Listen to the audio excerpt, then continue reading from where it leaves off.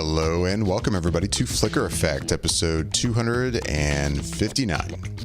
This is being recorded on Sunday, July 1st. I'm David Lott. Joining me this week is Michelle Hillard. Hello everybody and happy Canada Day. Is that today? It's today. So what is Canada Day? It's kind of like their 4th of July. But what is it? Like what happened on their 4th of July? Like I know what happened in ours. Come on, Michelle. You brought this up. I'm just trying to be nice to our friends in the Great White North. One day I'm going to have to live there. I'm just trying to get the love. You bring this up, man. You gotta back this up with some information. Oh my gosh. Okay, let's see. So Canada Day, huh? Anyway, Bobby and Yasha will not be joining us for this episode, unfortunately. They have other engagements. So it's just the two of us here in Orlando this week. And Michelle is looking up what Canada Day is all about. Okay. So yeah, it's basically ours. Canada Day, National Day of Canada. It's a federal holiday. It celebrates the anniversary of the July 1st, 1867 coming into force in the Constitution Act 1867. So basically their constitution was also signed on this day, and that's how their current form of government is going, and yada yada yada. Okay. Basically it's like ours. Now I know. Now we know. Knowing is half the battle. It is. Again, we might end up living there someday, so. This is a distinct possibility. Anyways. With that, what's going on? Just the two of us. Now one-on-one, mano-y-mano. Yeah. We haven't done one of these since the hurricane.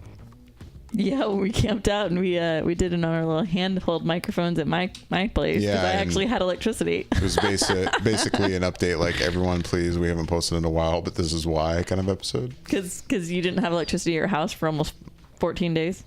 That was a week. It was 7 solid days. Came back. It felt like so much longer. It felt like an eternity, but yeah. 7 days without power feels like a month. I was going to say, and I think I went 4 days at my place without a cup. Yeah. Yeah. Yeah, because I had it for like 3 solid days before you did. Yeah. Oh no, don't miss it. Just think we're in hurricane season right now. I know. We're in that early stage where there's really not much activity, but come September, October. They do like Octobers. Yep. They like Septembers and Octobers a lot. Yep. Yeah.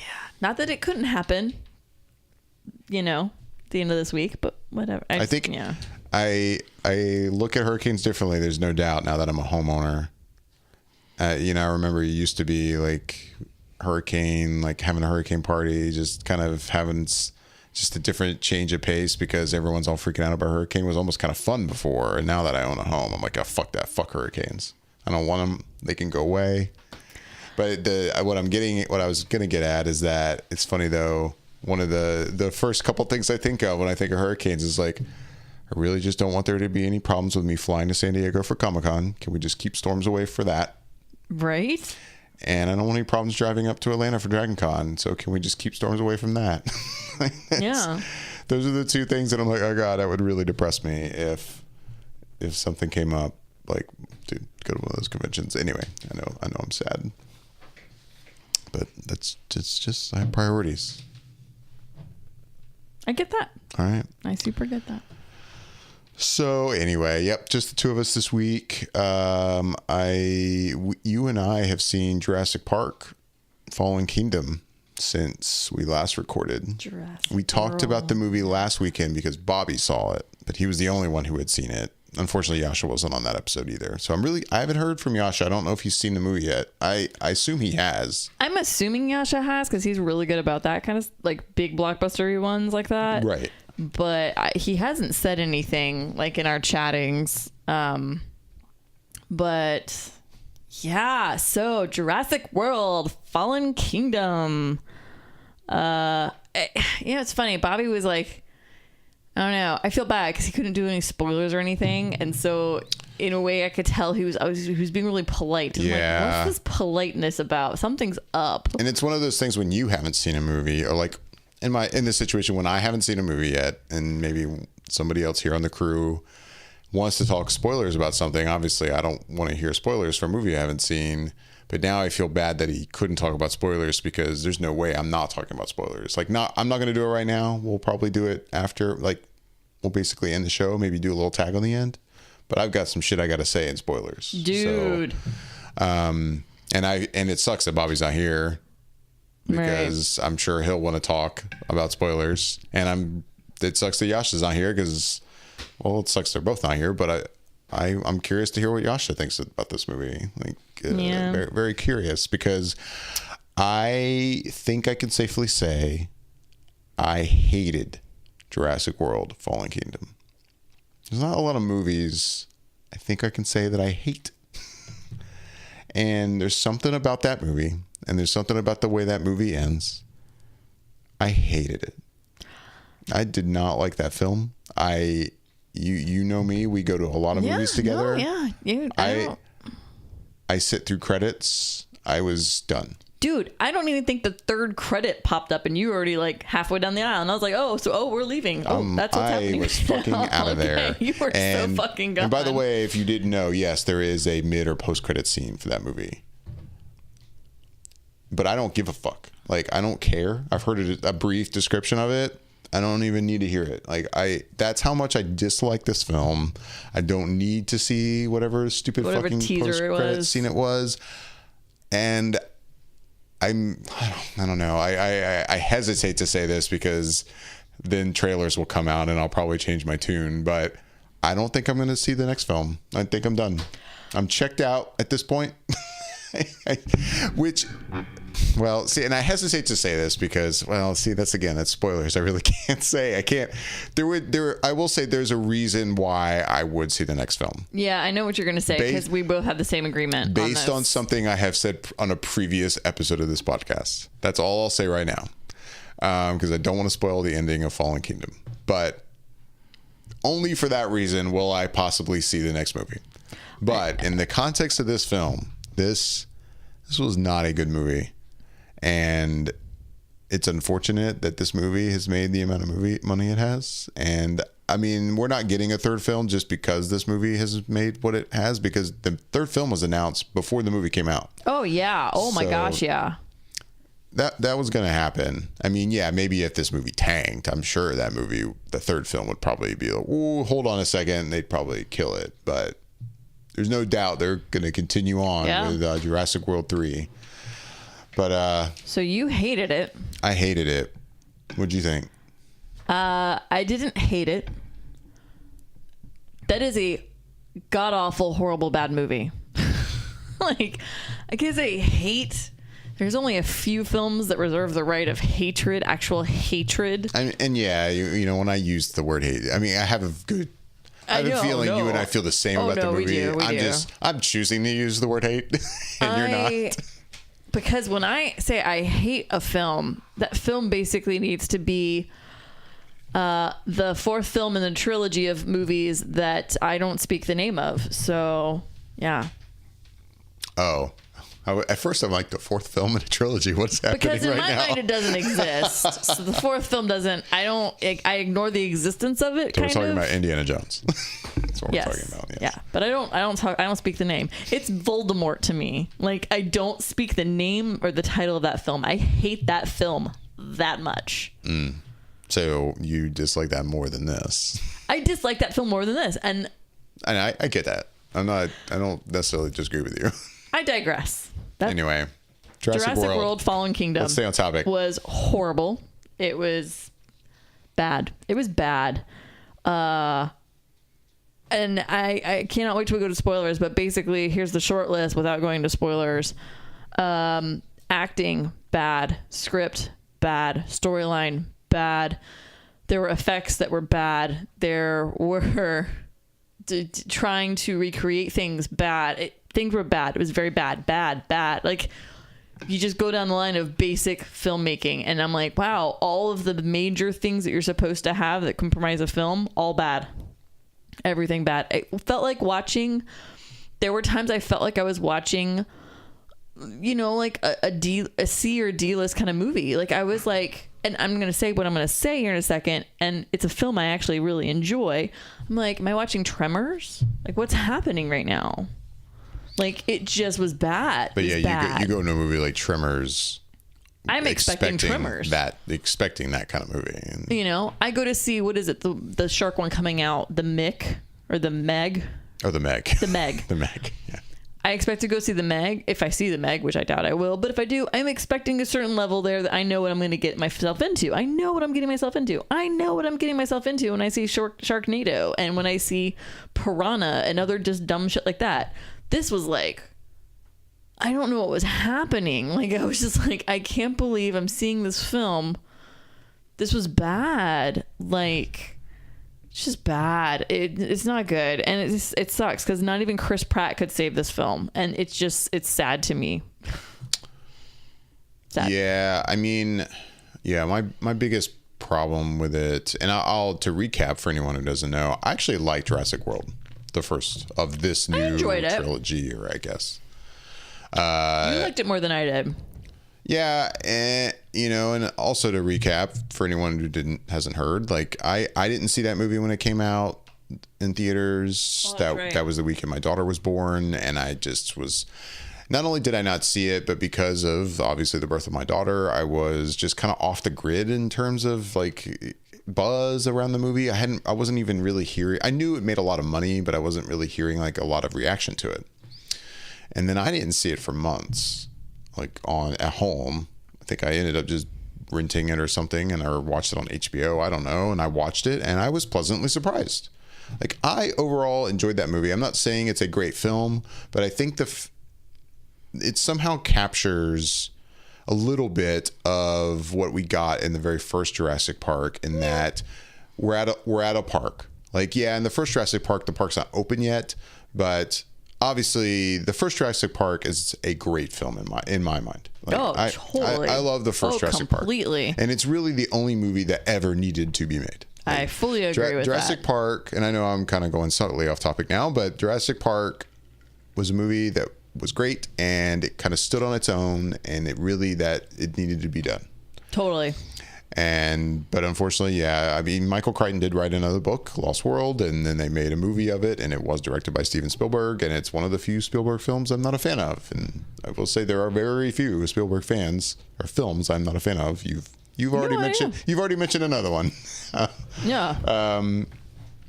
But anyway, since that first Jurassic Park film, like, they have definitely had to take the franchise in another direction in order to make more movies. Like. And at least with Jurassic World, we kind of went back to, okay, this is about a park, and now we get to see, oh, look, this park is open and for a while and functioning, and it was like a magical thing. Yeah, and I think that's just what I enjoyed about it. I enjoyed just kind of being there in the park and kind of like seeing everything and seeing the guests like enjoy seeing these dinosaurs. It was just kind of fun, and yeah, there's some ridiculous parts of it, and the stupid T-Rex they invented, or that dinosaur they invented for the movie. Domosaurus. Yeah, I forget what it's called. They genetically engineered this new T-Rex or some shit, and yeah, I mean, it's not perfect. It's not great, but I enjoyed the film. I own, I think, a digital copy of it. I'll watch it here and there. I like the movie. It was a fun film. I agree. And it's funny, like, now I mentioned how I was kind of disconnected from reaction, and I feel like as this movie has gotten close to release, and as it is now released, I've been hearing a lot of reaction to the first movie again, Jurassic World, and I'm like, oh wow, a lot of people didn't like that movie. I'm kind of surprised, and I get the impression that a lot of people were just thinking they were going to get another like Jurassic Park, like it was going to be that good, and I'm like, well, I never had any thought it was going to be like that. But like a lot of the reactions I read, I feel like those people were just looking to have that experience again, and I'm like, you can't put that in a bottle, dude. No. You're never going to recapture the first film. Like, it's just not, no. But anyway, and I mean, I'm saying that I haven't asked all these people directly. Maybe I'm wrong, but I don't know. It's just, that's the impression I get. And I like Jurassic World, but this movie, yeah, it basically goes in a direction where, and Bobby said it well last week. Now that I've seen the movie and I think back to what Bobby said about the movie and pretty much all of his negatives that he was able to mention without talking spoilers, I'm like, yeah, he nailed it. Like, it's full of a movie. It's a movie full of people just making really bad decisions.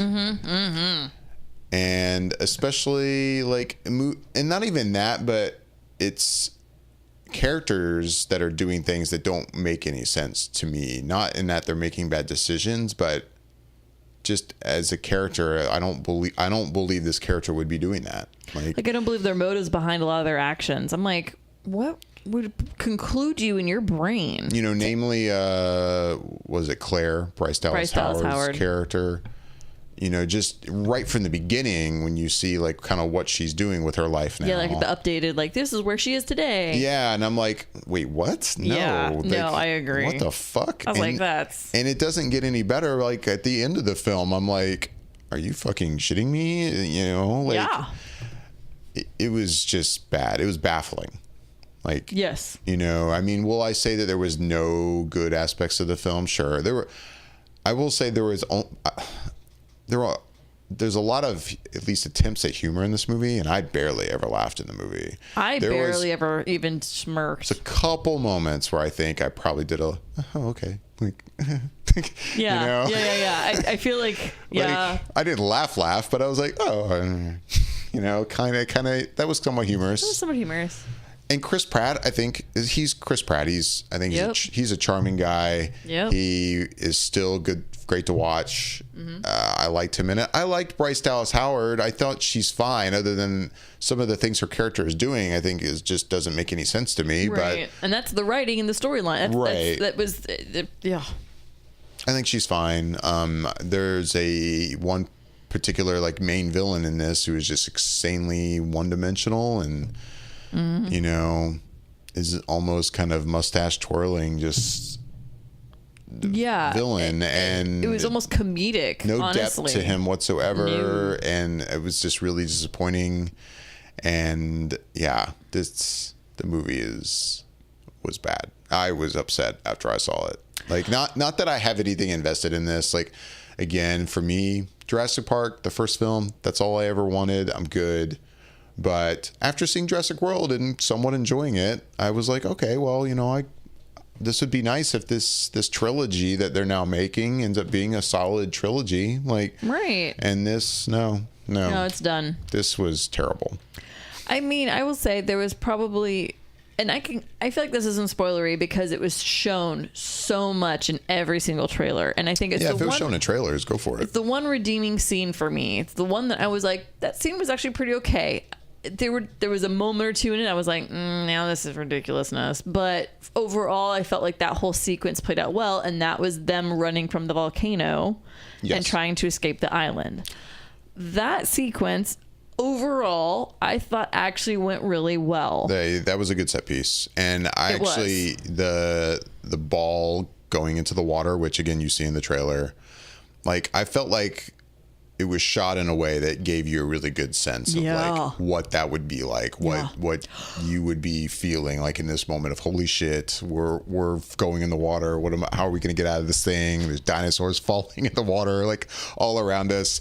Yeah, I agree with you. If there's a set piece in this movie that works for me, that might be the only one. Right. No, I think that was the only one. Fun fact though. The whole like the ball going, you know, that little thing that they use to move around. We see it in the first film. We see it in the first film, yeah. And so it's in the second film, and it basically saves them in a way, but then kind of screws them later. But they actually built a mini roller coaster to shoot that scene.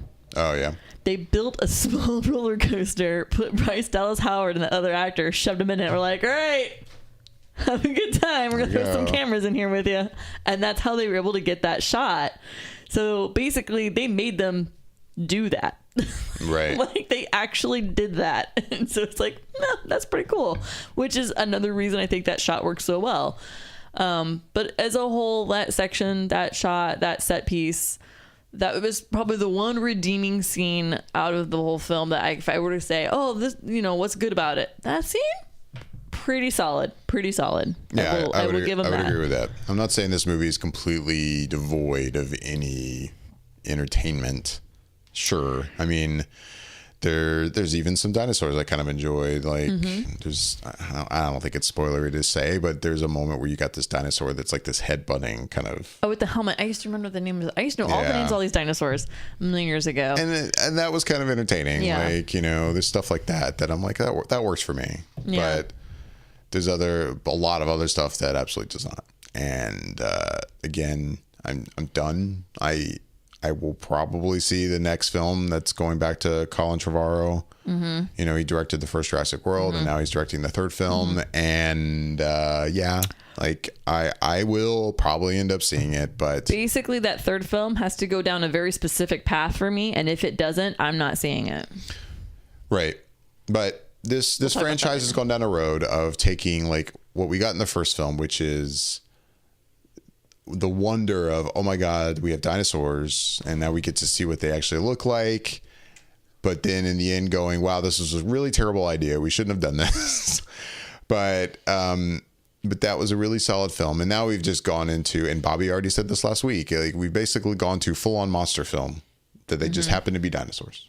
Right. And that's really all this is now. Like, basically what you're watching. You know, the wonder is gone. And they try to repeat moments of the wonder in this movie by basically exactly copying those moments from Jurassic World. And they don't really work anymore because we've kind of been there, done that. But not even just recreating stuff from Jurassic World. They're very, or Jurassic Park. I mean, the very original that's film, what I meant. Jurassic Park. I meant Jurassic Park. They're literally trying to recreate things. And I'm like, you can't. No, you don't do that. That's bad. Hand slapping, bad filmmaking. Like, you don't do that. Like, right. No. Sorry. They were trying to recreate and capture the moment. And I'm like, no, you're not. No, bad. Right. It's just, there's just so many things that didn't work. We'll talk about more in spoilers, I'm pretty sure, but I can't. Right. I will say this, and I've heard this even on another podcast, and I agreed with them, so I want to mention it too. But the music in the film by Michael Giacchino, I will say, does work for me in that I thought it was fine, and I felt like it didn't go out of its way to just really like overly use John Williams's themes from the first film, like to a ridiculous point. Right. And I think a movie like this could very easily do that. But I would say if there's anybody who would not do that kind of thing, it's Michael Giacchino. You think he's pretty good about that. And yeah, indeed, I thought he did a good job. There's definitely a couple moments when the theme comes up, and I feel like it worked. I do too. I think there's just enough of a variance off of it, and it works well. And then the music that was done for other scenes of the film to build suspense were done well. I will agree. Yeah, the music's good. And I think I said that when I watched the first one a couple years ago, 3 years ago. I think I said that I enjoyed it in the Jurassic World then. Right. So yeah. But again, very little redeeming values out of this bad boy. No, I mean, you hated it. I hated it. And I didn't like it at all. I say that, and I recognize that I think a lot of people just want a movie with action and they like dinosaurs on screen, and they might enjoy it. I mean, I'm sure a lot of people are enjoying this film, but it definitely was not for me. I almost feel like it was an affront to just the viewers. Like, it's an insult to our own intelligence a lot of the time. I'm like, do you really feel that we think that that's how that would play out? Like, I'm watching scenes play out. I'm like, do you really think that we believe that any human being, and I get it, I'm watching a film, but do you really think that I would believe that a human being on any level of decent common sense would make a decision like that? Hell fucking no. And that's it. And that's what goes into, like, I'm dying to talk spoilers about it, and we'll do that at the end of the show. Not right now, but because for me to really express my main problems in the movie, I have to talk about spoilers. I know. And yeah, I can't do that now. I will say I wouldn't recommend this to anybody. I've already to immediately talk to certain friends who I think might maybe see this, and family that might see this who haven't seen it yet, and have been like, if you're asking me, I wouldn't bother. Like, I almost pretty immediately sent a message to my mom, and I'm like, don't bother with it. Wait till you're super bored one night and it's on Netflix. Like, it's just not worth it. It's not even worth renting on digital when it comes out digitally. Like, I'm like, just wait till it's eventually for free on Netflix. Not free, but you know. Right. Like, you're not paying extra for it. And wait till you're really bored one night and you're like, you know what? All right, let's put it on. Like, it's just not worth. It is not worth getting in your really fun pajamas and popping popcorn and sprinkling chocolate on it and having a nice little cocktail or a glass of wine and getting all cute and comfy and yeah, we're having movie night. It's not even worth this is movie night. This is I guess, yeah, we'll just watch those. That's what it is. Yeah. And, when we talked about the movie last week, and Bobby, had only been the one to see it, had been the only one to see it. And I was kind of saying, I'm like, well, at least if I'm going to see it, I'm going to go out of my way to see it in like Dolby Cinema. This is at least the kind of movie that's like, effects, sound. Okay, if I'm going to get anything out of it, at least it's going to be a movie that'll probably look really good and sound really good and, be cool on a large format screen like IMAX or Dolby Cinema or what have you. And so we did that. And with that in mind, like it was entertaining to watch in there, and the fact that it was just so loud. The sound is spectacular. Man, there was one point though. The quality of the film is, yeah. There was one point though where, and again, not a spoiler because you see in the trailer, like we have yet another new dinosaur in this movie that's been genetically engineered. And there was one scene in particular where that dinosaur was being very loud, and I was like almost like, holy shit. Yeah, I'm having to hold my hand in my ears, like it's piercing. Yeah. Like in that theater, it was bad. But then that reminds me that, kind of changing subjects, like, so yeah, we saw it in a Dolby Cinema theater at AMC with our new A-list accounts.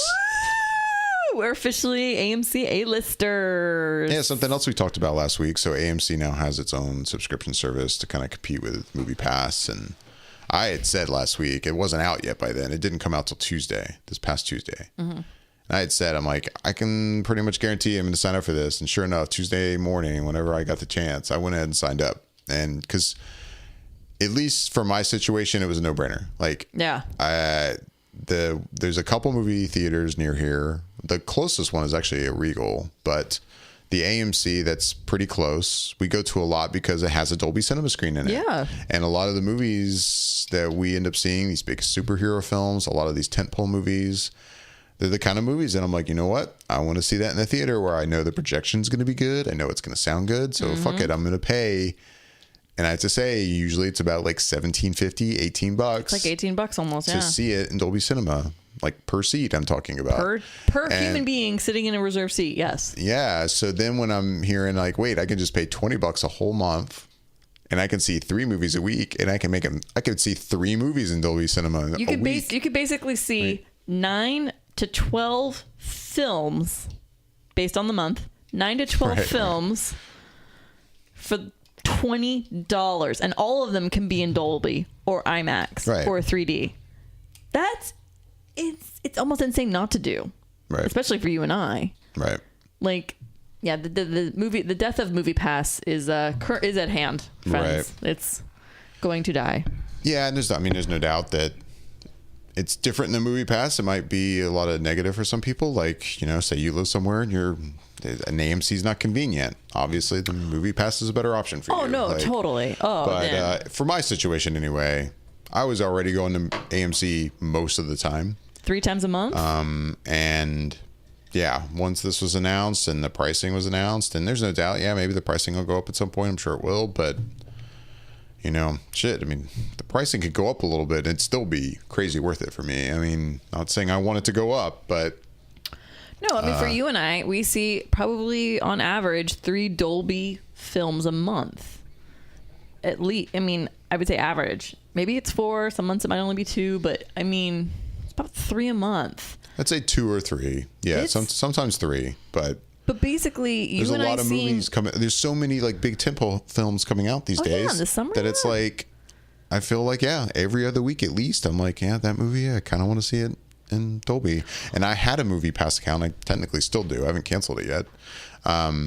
You should do that. And it was like, even with a MoviePass account, there was still so many movies that I'm like, I have a MoviePass, but I'm sorry, I want to see that in a good screen. Because on the flip side, like, I have had a lot of experiences still. Like, I'm a fairly nitpicky movie watcher. I get that. Like, I liked projection to be good. I like the sound to be good. I'm a stickler for projection.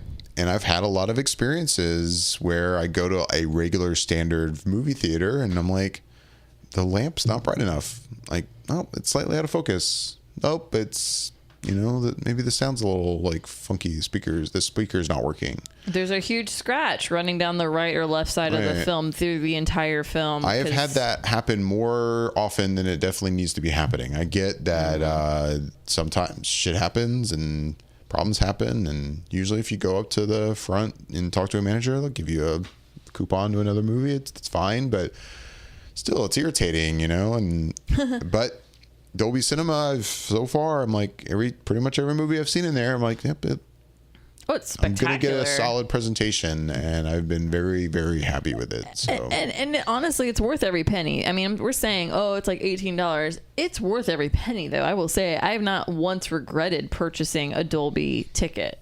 Yeah, it's just that you and I are purchasing a Dolby ticket 2-3 times a month. So for us to spend the $20 for this a month and see anywhere at most 9 to 12, in essence, films in a month, and they can all be in Dolby. Yeah, and then yeah. Obviously the leaps and bounds above MoviePass. The other big thing for me is being able to just buy tickets ahead of time. Like that's such god. Like, because MoviePass, my big negative was like you have to be near the theater like the day of and actually go up with their little MoviePass credit card and like purchase the ticket. And yeah, I can go in the AMC app now and like, for example, this week, like boom, the Mission Impossible Fallout tickets dropped. And like, Ant-Man. And that movie doesn't come out till the end of July in Mission Impossible I'm talking about. And that day it dropped. You and I got on our app and boom, all right, I've got my ticket. I didn't pay anything for it because it's just part of my subscription. We were the first people in the theater for that showing time. Yeah, for the on the Friday night. In Dolby Cinema, yep. In Dolby. We were literally dead center of the theater. Like, we were the first people I was like, this is spectacular. My seat's reserved on the night I want to go to, in the, like, it's nice. It's a great peace of mind. I'm like, I'm going to have a spectacular viewing of Mission Impossible Ghost Protocol, Fallout, which I've been dying to see this film. Right. And I know I'm going to get a spectacular show. And at least as far as the theater is concerned. Right. But even then, like, Ant-Man and the Wasp is coming out at the end of this week. This week that we're currently in right now, that we just started today. This coming out Friday. Right after the 4th of July. We have Ant-Man and the Wasp, and yeah, just it's done, purchased, reserved, done. It's all in there. Like, there was no like. It's just nice to know. It's a piece of mind. In case anybody wants more details, yeah, there's these aspects make sense to me. I get why, but like, for instance, you can only make reservations ahead of time up like for 3 movies. Right. And I get that because, you know, you don't want just a bunch of A-list members going around and just fucking reserving movies all throughout the next few months, and then they're canceling, and it kind of would create some havoc. So I get that. You basically have like 3 reservation slots. So if I now have 3 movies reserved in the upcoming like days, weeks, months, like I can't reserve anymore. Right. I would have to like remove one of those to go see another movie. But like once I see one of those films, then that slot opens up. Well, it's like even the day that we were seeing Jurassic World, once we purchased the Mission Impossible ones, your 3 slots were filled because you had that, you had Ant-Man and the Wasp, and you had Mission Impossible. Right. Once you saw Jurassic World, it opened up a slot. So now you have 2 slots. There. And then once we see Ant-Man and the Wasp, you'll have another slot that's open again to reserve something else, which I'm sure there's going to be something in August, I'm sure, that we'll both need to reserve. Yeah. I mean, like, I'm bummed that I did not get to see the Sicario sequel this weekend. You haven't seen Sicario yet. I haven't even seen the first one. And I say that, and it's not for not wanting to see the first one. I did. It's just for whatever reasons in life at the time. And then since then, it just hasn't been. I didn't see it then, and it just hasn't. I don't know. It's just haven't seen it. And I want to see it, but because you and Yasha really liked it. I can't remember what Bobby thought of it. I can't remember either. I just remember Yasha liked it a lot too. Did Bobby see it? But Bobby sees a lot of stuff. I'd like to think he did. I would think he did. I just can't remember what he said. I just remember Yasha. I think because Yasha was surprised by it. He was surprised that he enjoyed it. Yeah, because it has Emily Blunt in it. He's not a fan. He literally, you know what? You're right. It's because he said basically the entire film was spectacular, and he was actually even slightly, maybe possibly okay with Emily Blunt. Right. Like he was able to tolerate her better than usual. Yeah. So that's why his stands out in my head, is because of the whole Emily Blunt thing. That's exactly it. But which is a whole nother story. Yeah, I need to go see that. But yeah, I need to cancel MoviePass. I'm sorry, MoviePass, but we're breaking up. Yeah. And I found a new subscription. You know what I would probably do is I could see myself literally doing MoviePass for like December and January, if it's still around, and only because of Oscar season. I literally will watch it for award season because there's also films that I don't have to see in Dolby. And I will say our Regal that's closer to us does sometimes get more off the beaten path things than say the AMC does. Yeah, in our particular situation, yes, the Regal nearby gets some more kind of indie films. Right. And so I could see come December and January literally doing Movie Pass for 2 months just so I can knock those out, fairly affordably, and then being like, yeah, I'm good now. But that's if Movie Pass is still around. But I'm saying that, acknowledging that Movie Pass would still have to be in existence. Not get your hopes up. Come this December, which I don't think is going to be happening. No, it's tough. On a different note, I will say, so I don't know about you, but I was like, I'm sitting in the theater, we're watching the trailers, and the newer trailer for Mission Impossible Fallout pops up. And you and I have not seen this trailer, and we've specifically not seen it because we're good. We don't need to see more. And we heard that they were going to put more information in it. Yeah, I had heard from another podcast, like one person in particular who watched it and they were just talking about the movie, and he was talking about how, hell yeah, I can't wait to see Fallout. But he even admitted, like, he kind of stopped watching the last, 15, 20 seconds because he was just like, oh God, I feel like I'm seeing too much. And I love the first Mission Impossible Fallout trailer so much. No, so good. I've talked about this before on the show. Like, I think that so far this year, of all the trailers I've seen, I think that is by far the best trailer I've seen. It's a really well done trailer. Just in terms of a really well done, well cut, well made trailer. That is a solid effing trailer. And the movie just looks great, and I'm like, I don't want to see any more. I'm excited. The Mission Impossible franchise is doing insanely well for itself. I love that franchise. I do too. I'm gonna see Fallout. I'm good. I'm glad I saw the first trailer, but I didn't want to see this new one. And you and I have encountered this before. There was another movie we saw recently where the trailer, the newer trailer played, and you and I kind of just closed our eyes. We even were kind of mumbling so that we couldn't hear any of the audio. So yeah, as you were about to say, the trailer then played again in front of this movie, Jurassic World, and you watched it. I did. I did not. And yes, I did hear some audio, but even just hearing the audio by itself, it didn't bother me. There was nothing I heard in the audio that was really oh God, they just announced that Vader is Luke's father or something. No, I didn't hear anything like that, so I was fine, but I closed my eyes. I did not watch that shit. So for some reason, I think it just seemed so much louder than the other trailer that we were mumbling over. This one just seems so intense, and so I kind of started off covering my eyes and trying not to look, and then I finally just was it was just so loud. I was just like, I might as well just be watching this because I could hear the dialogue so well. And I was just like, I might as well just be freaking watching it. I'm sitting there, I'm watching this trailer, and I'm saying the movie still looks fantastic. I'm still going to see this movie. I'm super excited. I'm super jumped about it. I'm watching this. I'm like, oh, wow, they're giving away a ridiculous amount of information about this film. And I almost immediately regretted my decision to basically watch this trailer. And I was kind of fighting it too. And I was just like, why are they giving out so much information? Why? No, stop. I wanted to yell, stop, make it stop, turn it off, skip, move forward. I was so sad. Cause and then there's even lines delivered, and I'm impressed that you didn't pick up on one or two of them, because I was like, why would you allow that line to be delivered in this trailer? What? I just sat there and I was like, oh God, make it stop. Please stop. I listened to it, but there was no doubt at first I was kind of attempting to not. I was even attempting to just kind of put my mind in a different space where I was sing a song in your head or something. Almost where I kind of wasn't hearing the sounds around me, but that Dolby Cinema theater was just so loud. Yeah.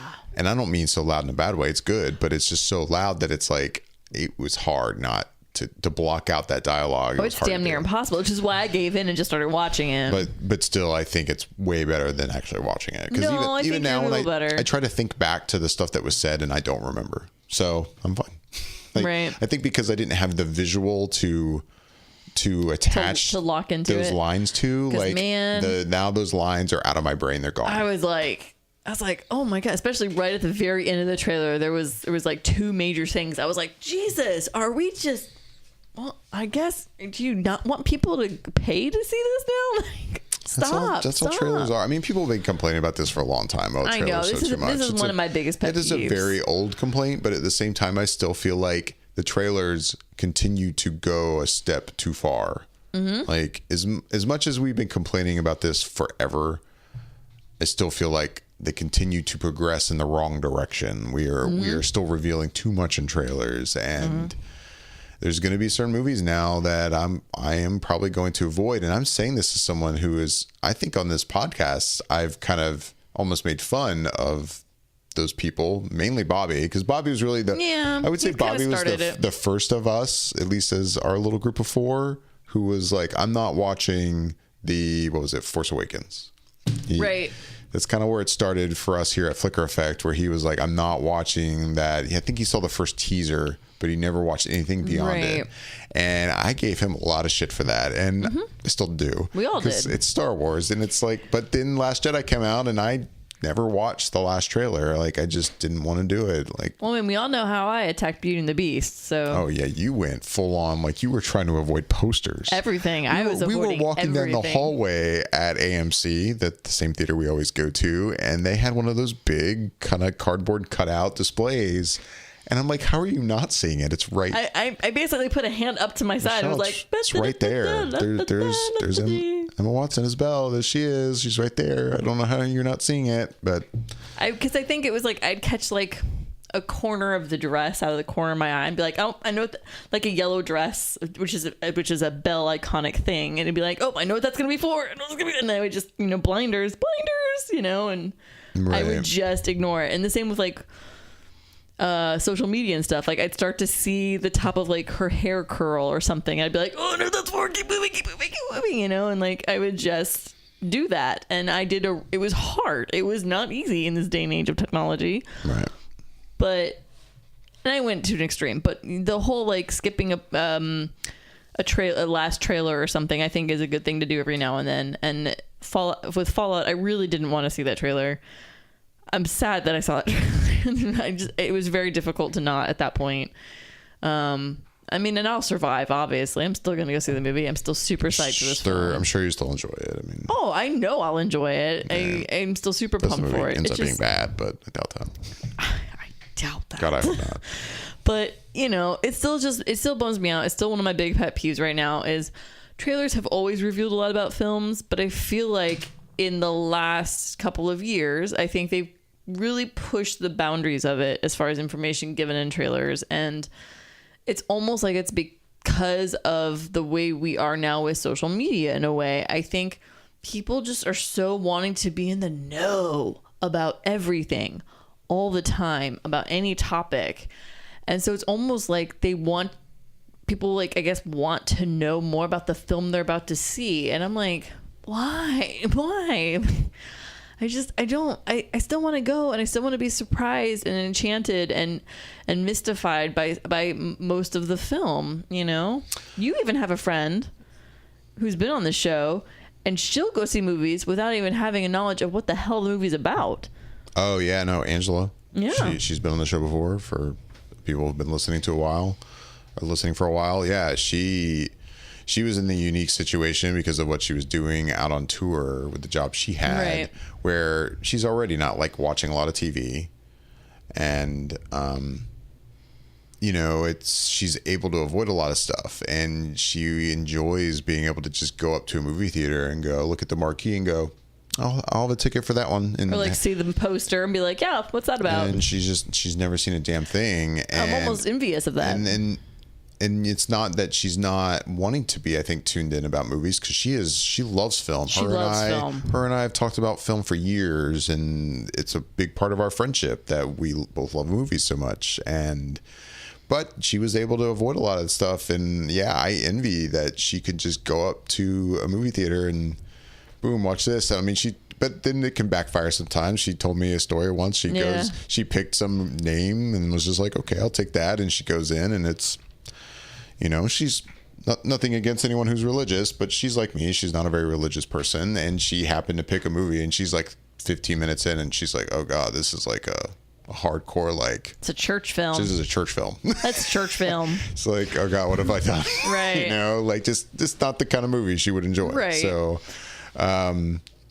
yeah, no, I I'd love to be able to do that kind of thing. But I'm saying is just she's in that situation such a minority nowadays. We're so bombarded by so much stuff with just everything and everywhere on social media, online, and on TV, like there's so much information, and it's almost like seeped into trailers to now they're like, yeah, we're okay with giving you more information about the film, and it bugs me. Like, I don't need to know that much about the film. Like, I mean, my big takeaway isn't so much that it's kind of the kind of social media society we are now. It's more just like box office continues to get bigger and bigger.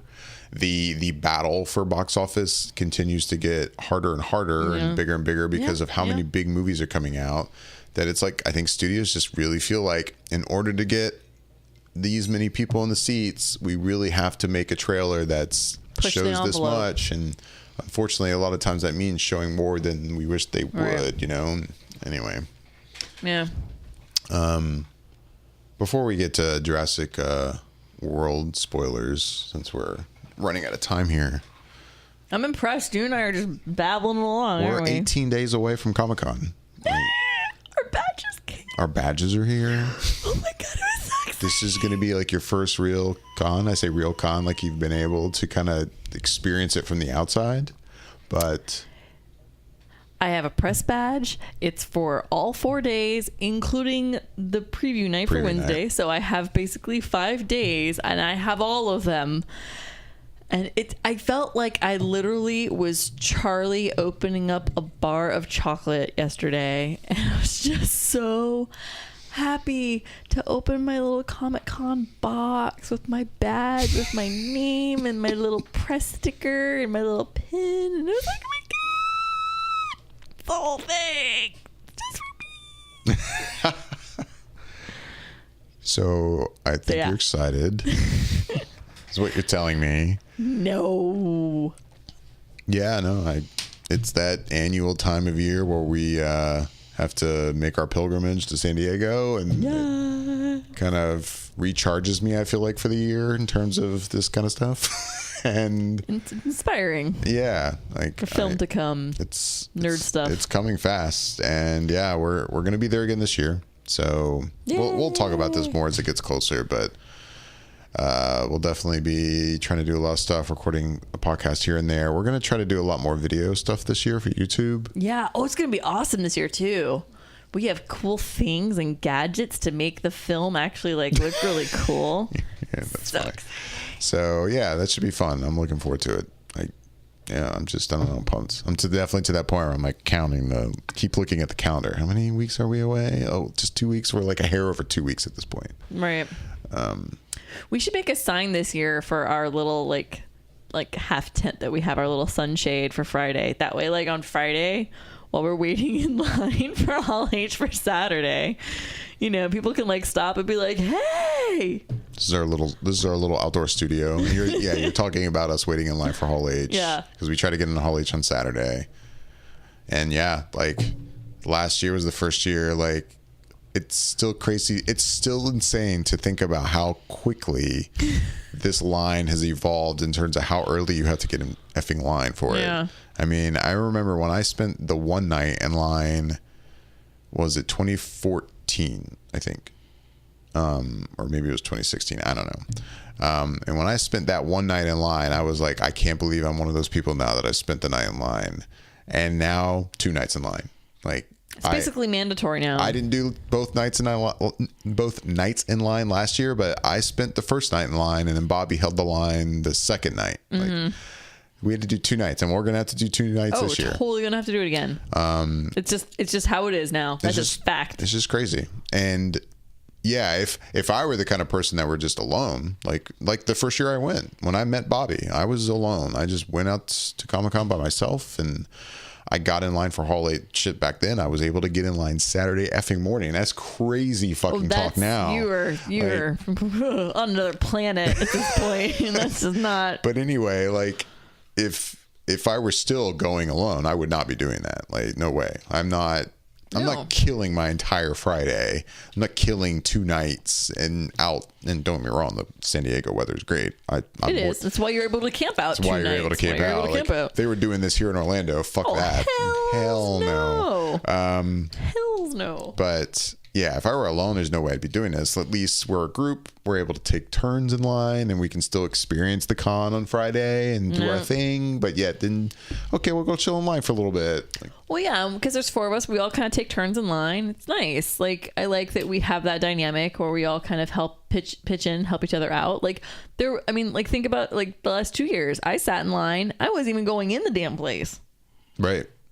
You know? Right. And this year, that's actually happening to Bobby. He doesn't have a ticket for Saturday. Yeah. So Friday, Bobby's just hanging out. He's hanging out, going to help us out. Going to help us hold the line. So we can, like, shower. Right, yeah. Go back to our Airbnb. Go back to the Airbnb and shower. But no, my point is yeah, so maybe we should get a sign for our little, like, sunshade for our spot in line. Yeah, that wouldn't be a bad idea. People can be like, hey you. It's you guys. I wonder if we're going to get in front of that boat again this year. I will say hopefully not, in that I'm better be closer than... I agree. I would say that if we were in front of the boat a little bit, I'd be pretty cool with that. I mean, don't get me wrong, if we're at the boat, and you're talking about, by the way, the IMDb boat. Yes. Which it's now been 2 years in a row that our spot in the Hall H line has ended up right next to, because there's a marina behind the convention center, for anyone who doesn't know. And a lot of the boats, yachts, I should say, that are there at the marina, you know, are from studios during this time. They're used during the convention for, like, their own kind of stuff. And IMDb has their own yacht that a lot of celebrities are going in and out of to do interviews. Like, the last couple of years, it's been Kevin Smith, like, interviewing celebrities for the IMDb website. And yeah, we just happened to have been camped out in line basically right behind that yacht. And it's been entertaining, like, all these celebrities in and out of the yacht all day. Yeah. Like, but this year, I will say, if we ended up in the same spot, at least we know we should be fine. We'll get in. We know we'll get in. We'll get decent seats. Hopefully we'll get it. It would be cool. In that essence, yes. But if it turns out that, like, if we were, say, just a couple 100 yards ahead of it, I'd be like, God damn it, I almost wish we were back a couple 100 yards. Like, I'd almost be like, I wish we were kind of closer to the boat. Yeah, we're probably going to be like, oh, it's kind of boring. It is, right. And so I'm hoping either we're just stupid far ahead that I won't even think about it. But if I could basically see it in my eyesight, I'm going to be like, God damn it. At least, I know, obviously, I missed the boat. They weren't doing this every year. I think it was this past year, or was it the year before, when they had the Walking Dead boat, where it was like... the year before. It wasn't last year. And thank God we were nowhere near that. That boat, that yacht or boat, whatever, was like the constant sound of zombies being pumped off of that boat. Like, it was just like, if I were next to that all day, I would have lost it. Well, and the thing so it's zombie moans and groans, and it's on a loop, and it was on a loop all day, every day for 4 days. The downside is it was the loop itself in length, I don't even think it hit 3 full minutes. So you're listening to his sounds that I get to a point I could almost tell you what grunts and groans were coming next. Like, and I say that because Bobby and I went on the boat. Oh, that's right, you did. Just in the time of he and I waiting in line, because we waited in line for it, we got on. It was kind of cool, honestly. It was pretty sweet. It was for the Fear the Walking Dead is what it is. It's for Fear the Walking Dead because they're on a boat, I guess, for the one season. And so... it was cool to check out and stuff, but I will say, in the length of time that we waited in that line, we finally got on the boat and listened to it. By the time we finished, I'm like, I can probably do the sequence of grunts and groans because it wasn't even long and it's just on a loop. Oh, sweet Lord. No, that would have, if we landed in front of that boat, I would have shot myself. Sucked. We'd all just be wearing headphones all day. We wouldn't even talk to each other because we'd all be listening to anything to drown out the sound. And then I think about, if we didn't, like, say this year, like, it just, the insanity would say it went too far. Say we would, like, Thursday night, and I still can't believe I'm saying this, but Thursday night when we go out there with our little tent and sleeping bags and we're like, okay, let's get ready for the line to start. And it's just, it has become just the kind of level of insanity that I'm like, we're both like, you know what? I'm good. And we don't have to do the whole thing and nights and line thing. I'm Friday, it's going to be like, man, this is weird. Like, I don't know what to do with myself. I don't know like, what to do with myself. And I feel like it's going to get to that point at some point. I mean, there will be a year that will happen, that we will literally look at it and be like, you know what? I mean, shit. But I say that I had said I would never spend the night in line. That was something I was just like, nope, I'm not doing it. But that first year I did it, it was, I forget what was going on in Hall H that day, that Saturday, that I was just like, no, I want to be in there for this. I want to say it was like Batman vs Superman. Like we were going to get our first look at that or something, which I was pumped about at the time. And I was just like, screw it. And then after my experience, I was like, I mean, the weather's nice. So I'm like, fuck it. Like, you know, it could be worse. Yeah. And then, last year having the little canopy that we had for the first time that you purchased, and having some blankets and stuff. And that canopy was everything last year in the sun. Kind of the attitude of, you know, it's just that Comic-Con attitude in general, but like the people that are in line around you, we're all just kind of like pumped and you're all in the mood for it. And it's just fun. Yeah, no, it totally is. So that's why, you know what, if I got to do both nights this year, it's cool as long as, I can go back to the hotel at some point during the day and shower. And yeah. I think it'll all work. Well, not think. I know it's all going to work out just fine. It's all going to be great. But no, my point is I'm excited. It's like I'm looking forward to like really random little. It's like it's funny how you go to the con and obviously the bigger stuff is awesome. Like sitting at a panel and listening to people talk about the stuff that you love is awesome. Walking around and seeing artisans create things about this nerdy stuff that we love is so cool. Like it's just super cool. And seeing the vendors, it's fun. It's awesome. It's a good time. But it's interesting how now that I've gone 2 years, this will be my third year, like the little things about con I like. And I'm like, I'm looking forward to this little moment that I know is only going to come at a certain point, and it's going to last literally a moment, and it's going to pass by that fast. But I'm like, I'm looking forward to that. Like, do you know what I mean? Yeah. It's weird how now that I'm like, I know that event's going to happen, and I'm looking forward to that moment. And it's just like little nerdy things, you know? It's hanging out in line for Hall H on Friday. It's being so out of it Saturday morning as you're waiting to actually get into Hall H, and people are, you know, everybody's bringing each other donuts and coffee, and, you know, like it's just kind of, it's fun. It's the, you know, the community that's around this is what's really what it's all about. Yeah. So I think there was something else I was going to say real quick. Oh, I know what I was going to say. So you and I watched a comedy special on Netflix. Oh, yeah. And I won't talk long, but it was funny. Funny. And it was good. Super on point. I feel like it politics. Started, I don't know. I love stand-up comedy, but I'd say that I'm also not like I feel like I'm not a stand-up comedy like aficionado. Like for example, Yasha. Like I feel like Yasha watches a lot of stand-up comedy. And he goes to it too. I was just gonna say goes to a lot of stand-up comedy, and I feel like if there was somebody on our podcast here that would be the one to talk to about stand-up, it'd be him. And you know, but I feel like I do watch enough that I'm like, you know, like this one. I feel like it started off, and I was like, it was a little slow. I wasn't laughing much, but I feel like that happens a lot with stand-up. Like, you know, because that's the weird thing. A guy goes on stage and then he just starts trying to get you to laugh, and there's like a transition period where it's like a warm-up. You kind of have to maybe even just get used to him, especially if it's a comedian you're not familiar with. Mm-hmm. Like last night. Like last night, I'd never heard of this guy. Right. And his name is Camus Bell. I hope I'm saying his name right. W. Camus Bell. So yeah, he's got a new Netflix special, and it's called Private School Negro.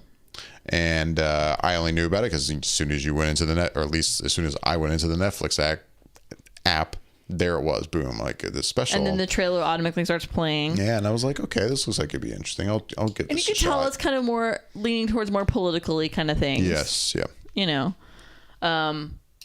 but I will, yeah. So it's like you're kind of getting used to just the delivery style of the comedian and their own like pacing and kind of what they're doing.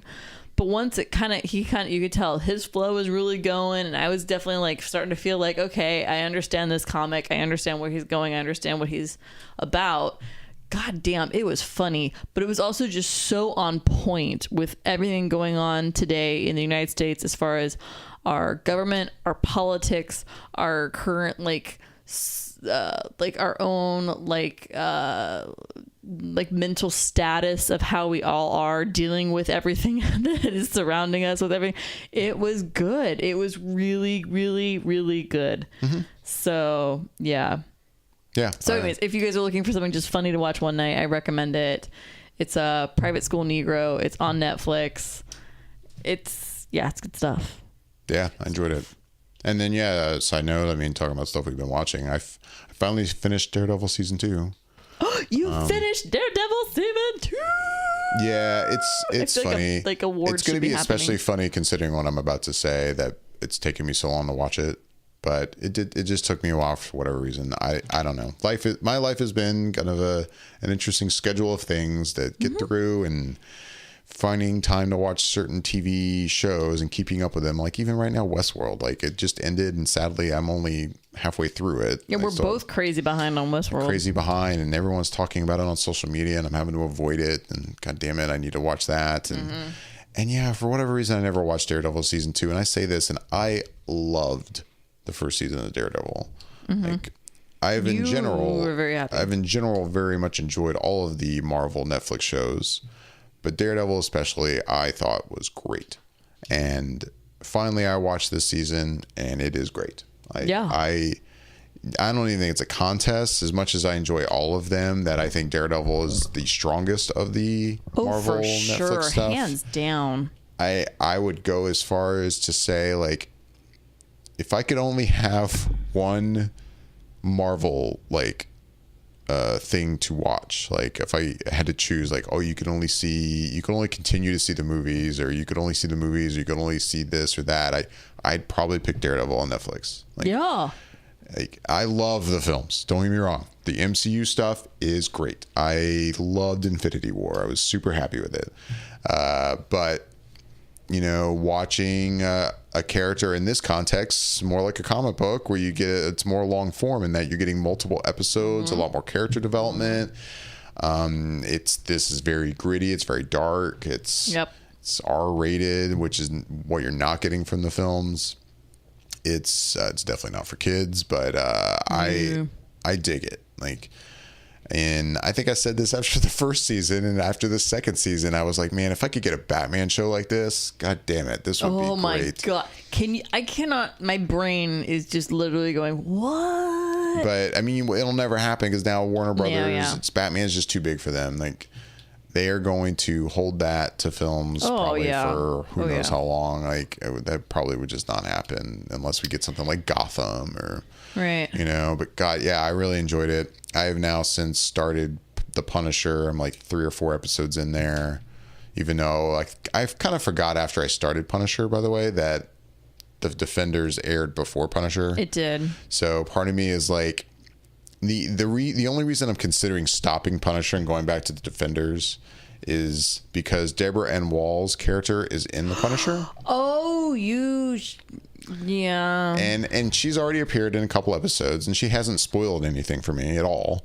Like, she has only really just kind of talked to the Punisher, and that's it. And but there's that fear because of how the way Daredevil season 2 ended. And I'm like, I don't know what happened in the Defenders between, like, her and other characters, and I'm like, I hope that doesn't come up in the Punisher, so maybe I should go back and watch the Defenders. You should watch Defenders. One, because there's not as many episodes. Yeah, there's only like 8, right? Yeah. I mean, I think that was probably the first one I actually sat and knocked out in a day. I think it was actually. I think that was actually the only one I've had the opportunity to sit and knock it out in one sitting. Right. And I enjoyed it, and I didn't even watch Iron Fist. So I don't feel like I missed anything there. Like, as I was watching it, I was like, yeah, I feel like I'm pretty good, because they kind of recap it almost in a way. Like, there's a sense of, like, in the conversations that he has with other people, I'm like, oh, okay, I get a pretty good gist of what happened. Oh, yeah. I really don't think I need to watch Iron Fist, because they do it so well. I've said amongst the group of us, like, what my plan is to what to watch. And I've said, I'm like, if I get to Iron Fist, if I suddenly just start watching through all these things and I get right through them, and I'm like, oh man, I've got nothing to watch. Maybe funny. I know, right? Maybe I'll watch Iron Fist, but I'm Probably not. I've already resigned to the fact that I'm never just going to have that time. I'm never going to be that like, oh, I totally could just watch Iron Fist. No, there's always too many other things. The one circumstance where I see, though, that I will probably be like, you know what, I want to go back and watch Iron Fist is because I know a second season's getting made, and it sounds like the showrunner from that first season is gone, which, by the way, I believe was the same showrunner from Inhumans. I think Bobby would know these facts better than me. No, I don't have him in front of me, but yeah, it seems like he is long gone, and I would not be surprised if the second season of Iron Fist might be very solid. And before I watch it, though, I might find myself going, you know what? I kind of want to go watch the first season first. In that situation, I think I understand that. But I will say, I think you need to go watch Defenders. Yeah. And then come back to Punisher. I still need to watch Jessica Jones season 2 and Luke Cage season 2, which just dropped the other week. Yeah, and those will be the next two for me. Yeah. But yeah, Daredevil season 2, I loved it. I'm glad. I'm glad you finally finished it.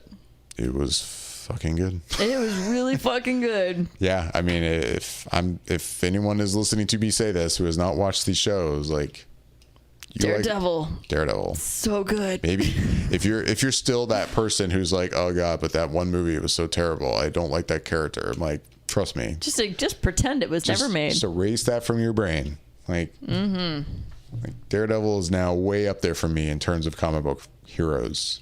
Like, and I've never read a Daredevil comic in my life. I have actually. But I love that show. The show's amazing. The show is much more in tune with the comic. Right. Anyways, with that. So I was going to say, we were talking about that we were going to talk about Jurassic World spoilers. Mm-hmm. With that said, we've gone on kind of long. We have. So. I'm impressed. So I'm kind of thinking, you know what? I also would really like to include Bobby in a talk about that, and Yasha if he's seen the movie. So maybe tomorrow night, maybe the night after, I don't know when, we'll do a podcast. We'll do video. We'll talk about just Jurassic World spoilers. I want to do that this week. But we'll do that as a separate thing because this needs to happen because I've got some bitching that needs to get out of my body.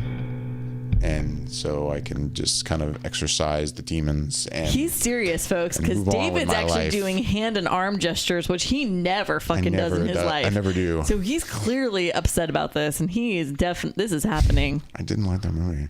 I know you did. I did, dude. I didn't like that movie. Yeah, and then I don't like that fucking movie. It's just funny because then I've heard the complaints from other people who didn't like Jurassic World, and I think they even enjoyed this movie more. And I'm like, I'm really confused. Because again, Jurassic World at least was like had an entertaining quality about it. This was it's like terrible. The people that enjoyed Deadpool 2 more than Deadpool, and I had fun with Deadpool 2. I'm saying this. I'm just using this as another example. There were people that were saying that Deadpool 2 was better than the original Deadpool, and I am so sorry. I will argue with you for hours. The original Deadpool is better than Deadpool 2. It just is. It is, and I get what you're saying because, like right before Deadpool 2 came out, and there were critics had already seen it, and there were some reviews coming out. I was definitely seeing a lot from critics going, well, I didn't really like the first Deadpool, but this movie was really good. And I'm like, wait, you didn't like the first Deadpool? You didn't like the first Deadpool? And then I'd read it again, and then I'd read it again somewhere else, and then another guy would say it, and I'm like, did I miss something? Like, I thought the first Deadpool was pretty good, actually. Yeah. I kind of really liked that movie. Solid film. Yeah, like, that was just surprising to me. And anyway, yeah, similar kind of thing. Like, before this came out, I was starting to be like, oh, wow, a lot of people didn't like Jurassic World. And then those people would be like, this wasn't a great movie, but I enjoyed this and this about it. And I'm like, wait, what? No, there's really almost nothing to enjoy about this film. No. Yeah, I don't know. I really didn't like it. And there's spoilers I definitely want to talk about. But again, we'll do it another night this week. Man, look at you. We'll do some video or something. We've gone on a little long. It's time to wrap things up. I know. I have a day job. I have to get up. What? I know. I have to work the week of July 4th, even though I don't work on actual July 4th, but it's okay to do other things. So with that, time to go. To everyone listening, we would love to hear back from you. You can reach us on Twitter at @flicker_effect. Tweet us, ask us questions. Maybe we'll read them on the air. Give us your comments. You can also find us on Instagram at Flicker Effect, on YouTube at Flicker Effect, on Facebook at Flicker Effect. Just look for us on all the little social media accounts. Like I said, going back to Instagram, we'll be doing a lot of stuff out at Comic-Con video wise that'll be going on YouTube, and a lot of that stuff we're going to try to also put on that the newfangled Instagram TV. Yep. So that's going to start getting used. That'll start getting used by us. So look out for that stuff. And hey, if we do like a spoiler talk on Jurassic World, maybe we'll throw that on there. If it's that'd be a good tester actually for us to try. Less than an hour. I think that's the time limit on there. I think we could accomplish that if we just if we literally just focus on how much we all hate Jurassic World, Fallen Kingdom. I think we can accomplish that. Or if one of us that we haven't talked to yet likes this movie, then we'll just have to. It's going to be an awesome debate. Yeah. You can find us individually too on basically everything. I know I'm on like every platform, so my Instagram is definitely like my hub, though I will say. So if you were interested in seeing the random stuff that happens in my life, where would they find you on Instagram, Michelle? They would find me at Michelle Hillard 2, and that's the number 2. The numeral 2. So Michelle Hillard 2. You're the second one out there, is what you're telling me. Apparently, I am. All right. So yeah. But you, like, I'm on Twitter and I don't use it that much, but you are Twitter maniac. Actually, oh wait, no, I'm really not. Bobby actually tweets way more. He's a big dude. I've gone through my moments with Twitter, right. And it's something I keep going back to. Like, oh man, I should tweet some more. But I have to really make myself get more active on social media. I'm not the kind of person that's like, I'm gonna tweet about this thing and this thing and this thing, or Instagram this picture and that picture. Like. I have my moments, and then I have my silent. You know what? I'm good for a month. But yeah, you can follow our Flicker Effect accounts or us individually. We're everywhere. Yeah, we're on all the fun things. We're on the fun stuff. So look for us. If you enjoy the show, it would really help us reach more listeners. If you go to iTunes, if you use Apple products and you use iTunes, go to iTunes and leave us a review on iTunes. That would help us reach more people. That'd be awesome. We would greatly appreciate it. And if you think we're crazy about our feelings on Jurassic World, please feel free to let us know. I'm open to discussion. I'm probably not going to agree with you, but I'm open to discuss things. No, yeah, I'm open to discuss things. I mean,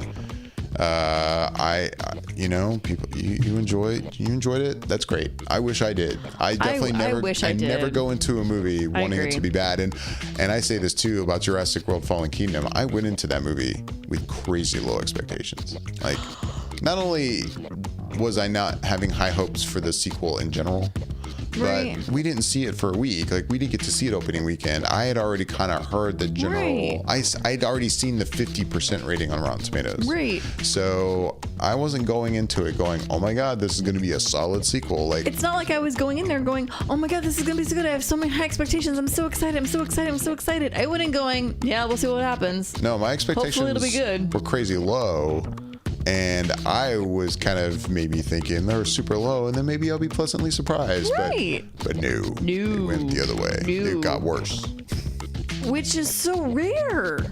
So rare. But with that, I'm David Lott. I am Michelle Hillard. Thanks for listening.